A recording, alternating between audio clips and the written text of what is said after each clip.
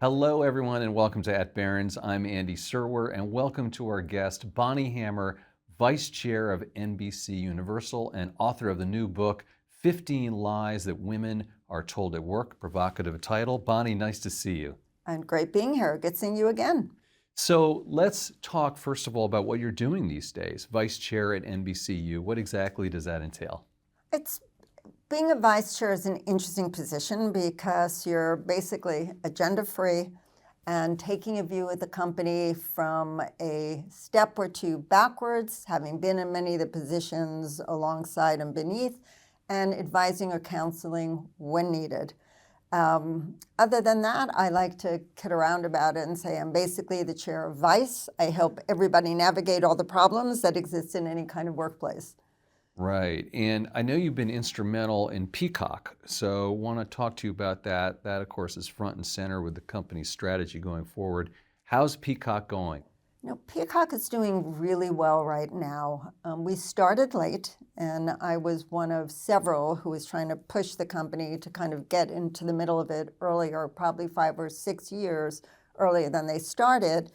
But in hindsight, it's interesting. I think they were wise to sit back for a while because now they can take a bigger and wider view, and they've made some interesting advances where they were the first to really go in a position where they could have advertising as well as be subscriber, and now others are jumping on and doing the same.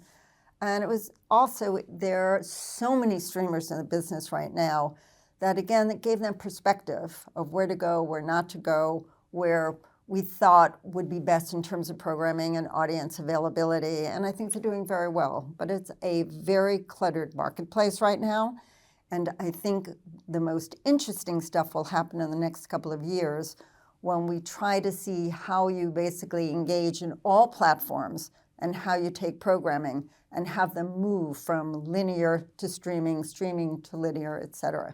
So it'll be bundling a bunch of these streamers most likely. So eventually subscribers pay 1 or 2 subscriptions rather than 5, 6, or 7, which is what's out there right now. It's so funny. I was going to ask you about that. I mean, we're sort of reassembling a bundle where you want to have Peacock, but also Max, Netflix, ESPN. So how would that work? Would a company like yours actually form some sort of syndicate to create a new bundle? If I had the answer to that, I probably wouldn't be sitting here at this moment. I'd be taking tons of money figuring this all out.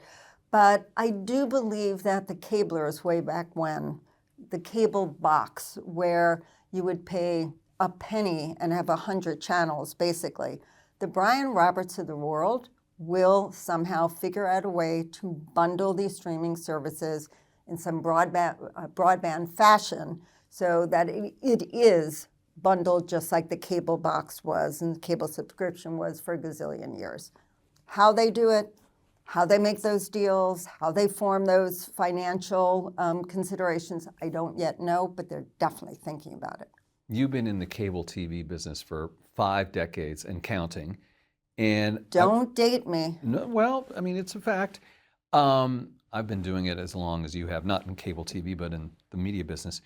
And I'm just curious, can you talk a little bit about this tension where you're trying to do a linear business at the same time you're trying to do streaming? How does that play out inside the company? I think the first thing we all have to realize, and actually talk about it a bit in the book, that change is inevitable. And I think when you fight too hard to kind of just hold on to what you grew up believing and what you learned and what you were taught, rather than being open to the changes around you, it's very difficult. So I think the constant is great programming. If you have great content, it can live anywhere, and you just have to figure out what is the distribution mode and who your audience is. If you know your audience, you know the content, it's irrelevant where it actually lives, but you gotta embrace how the world is changing. When I think back in the early days of cable, I was literally told, why are you going to cable? It's a dead end. There's no way you're gonna have a life in cable. 35 years later, I think I had a life in cable. but I was willing to try another opportunity. It was also a door that was open to women, where at the time, network broadcast was really, an old boys club. I think you were responsible for that line, characters welcome. And I'm wondering how you landed on that and if it's still true today. Is that completely timeless? Well, what we did, everybody told us, it was back in 2004, that there's no way you can brand USA Network. It's USA, it's a place, it's, the United States, it's huge. And we kind of believed that, no, we have to find a focus. So two things happened at that point. One was we took a look at our audiences at that point, and I had an amazing marketing team with and behind me. And we realized who our specific audience was, and what they wanted was lighter, happier, fun programming. They didn't want dark programming at the time. So where we started was we wanted blue skies programming. We wanted upbeat programming, literally and figuratively shot under blue skies with a dollop of humor, and that was character-centric. So once we realized that we wanted a character-based channel, we then worked backwards to come up with Characters Welcome. And the meaning at the time was all kinds of characters on the screen were welcome, but the Andys at home were welcome too, because you're a character sitting on your couch. And we wanted the relationship between the characters at home and the characters on screen having a good time. And the programming also had to have, there was depth to it, but it always had to have, it was drama with a dollop of humor. And it worked for us USA was probably #1 for 13 or 14 years straight, and it was all because of blue skies. So you ran USA, Sci-Fi, Bravo, all these different networks. Do you have a favorite one, or is that like asking about children kind of thing? That is absolutely asking to pick your favorite child. I had amazing teams, and the teams crossed over all those channels, and each one was special in its own way. But the two, for me, because it goes back the longest, are USA and Sci-Fi, because both brands were created from scratch in a lot of ways, and my teams go back for many, many decades. You also worked way back on wrestling, WWF, I realized. What resonates with Americans about that? And are you surprised at how successful it continues to be, maybe more successful than ever in streaming? Well, when I started with it, it was WWF. Now it's WWE. And when they gave me the assignment, I don't think it's right to talk about the kind of gesture I gave my boss, Rod Perth, at that moment when he said, "I'm putting you on the WWF." I'd never watched a wrestling show in my life. I had zero interest, and I almost quit. And then my husband talked me off the ledge at the time and said, "You can quit in 6 months, but at least try it." And it was the most fun experience in a lot of ways in my career. But what I was able to bring to the table, I was very clear with the McMahons and all of these ginormous people sitting at the table when I first went in. And they basically, Vince sat me down and looked at me and goes, "What? So?" And I said, "Listen, up until 2 weeks ago, I had never watched a single match. I have never been to a match. The only thing I know is how to tell good stories." He said, "Thanks for being honest. Let's go." And what we were able to do was turn a male franchise that was obviously muscle-based into male soap opera. And it was fun. It was a lot of fun. Different, but a lot of fun. People say that TV is a tough business. And I mean this about the people part, and I'm not referring to cord cutting, that it's just a dog-eat-dog, super competitive, difficult place to work. Why is that, do you think? I think people say that about a lot of different industries, especially those industries that are public. I will tell you that my experience has been amazing. And part of it is because we grew up in cable, which is the scrappier cousin and the little child, as opposed to broadcast. We were far more collaborative. We had less money. We could make rules. We could break rules. It was very much like the Wild Wild West. So we were very collaborative. And as I grew up and became a leader, I learned from the early stages of it. And the loyalty that existed because of the collaboration and the trust that we developed within the teams, we didn't feel that. Now, when you think about Hollywood and you think about negative competition, you think about politics, I can understand why the industry has gotten a bad rap. But from my experience, we didn't experience it. And I think when you basically pay it forward, even from celebrities that you work with, you don't get negativity back. The loyalty that comes and the trust that comes is everything. Now, having said that, you felt inclined to write this book about 15 lies that women are told at work. Presumably some of those were in the media business. Tell us about this book. Is it really that bad for women still, I guess, is the question. You know, it's not, the book isn't about the industry. The book is about all of the cliches, the mantras, the dictums that we from childhood on have been told to live by. And you hear it at every rung of the ladder, and it's not just the industry, it's every corporate environment, whether it's fake it till you make it, you can have it all, talk is cheap. There's so many things that we have been fed that if we follow are really self-sabotage. So at this stage of my life, my career, I can look back and reflect on the stuff that's just garbage that will hurt women if they really choose to live by those maxims and navigate their life that way. You know, the minute you fake it, the minute somebody finds, you know, in a lie or just even a mistruth about what you know and you don't know, they're never going to trust you again. It's very hard to, you know, get that back in a professional setting. And there's just so many different tips in terms of helping women navigate a world that is primarily a man's world. It's getting better. That if they believe will hurt, but if they tell them the truth and they can live by the truth, can really help them navigate and have fun along the journey. I was struck by the fact, though, that it seems like a lot of what you were writing about would apply to men, too. I mean, just in terms of navigating one's career, you write about wanting to be a photographer early on and then sort of serendipitously going into TV. You know, the focus of the book, because I'm a woman writing it, is for women. And of course, a publishing company wants to help market it, so it's targeted to women. But I honestly do believe that any young male or any man, even in a leadership position right now, who will read it will get as much out of it. And I think it's important for men to also take a peek at it because they'll understand women better and what we've been told to believe that sometimes causes us to falter a little bit here or there along the way. But I do believe men should read it too. And a lot of the chapters, or maybe all the chapters, are sort of set up as paradoxes, that it sort of says, look before you leap, but she who hesitates is lost. Why is that? What is the point of that then?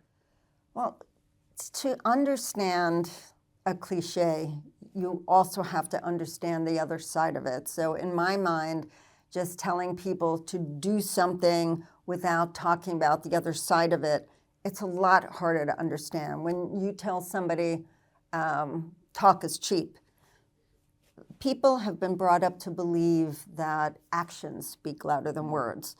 But the truth is, if you don't use your words right, if you waste that, no one's ever going to see you in action.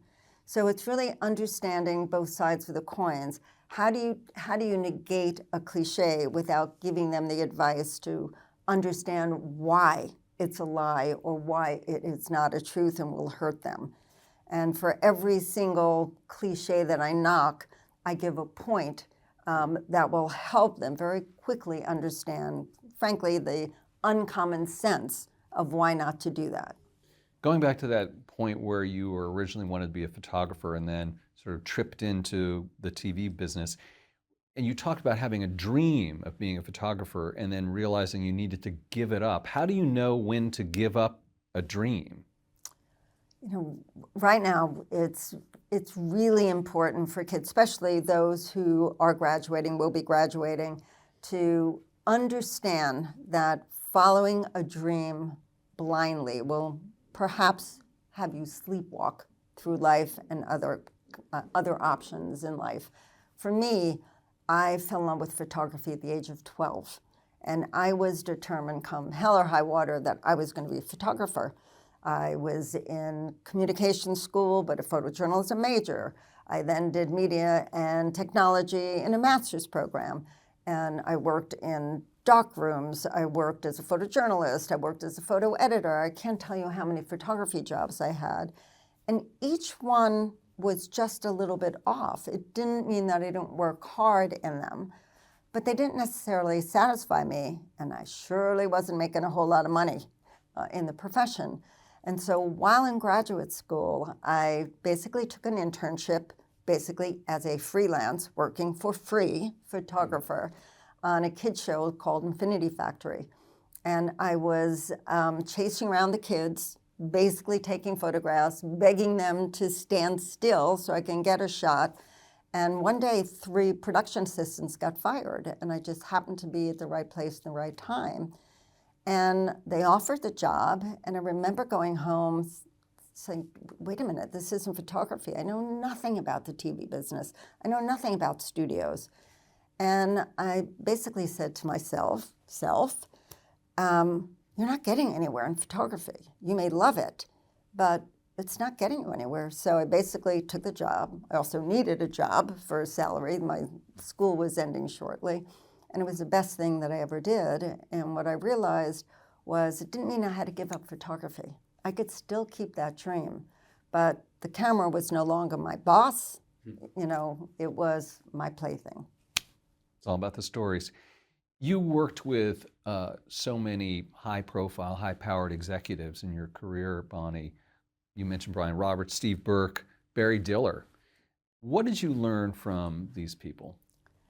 Each one is different.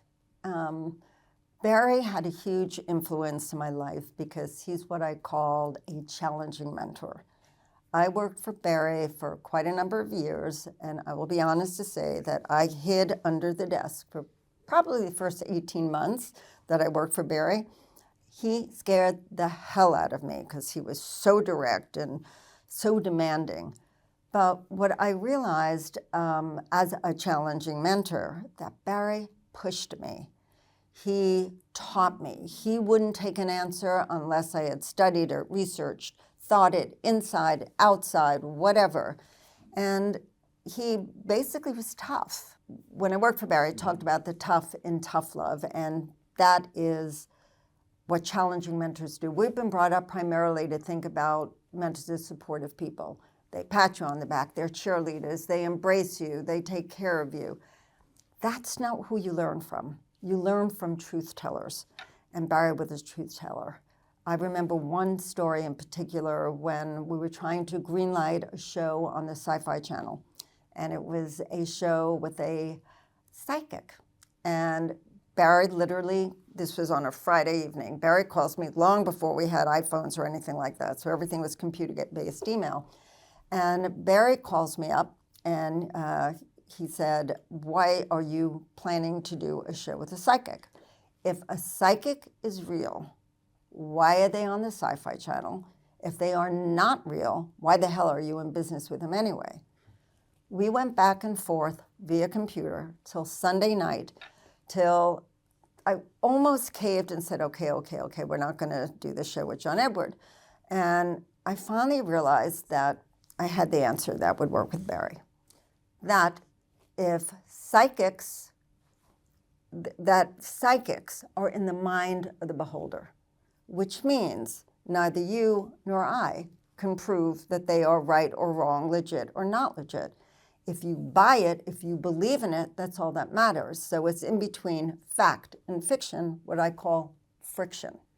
Therefore, it's absolutely perfect for a science fiction channel. Barry said, okay, I buy that argument, go. And that was it. But he would do any decision you would have to make. He would push you to the point where that decision had to be clear, had to be clean, and you had to have a logical explanation for it. And if you failed, he didn't care because you thought it through.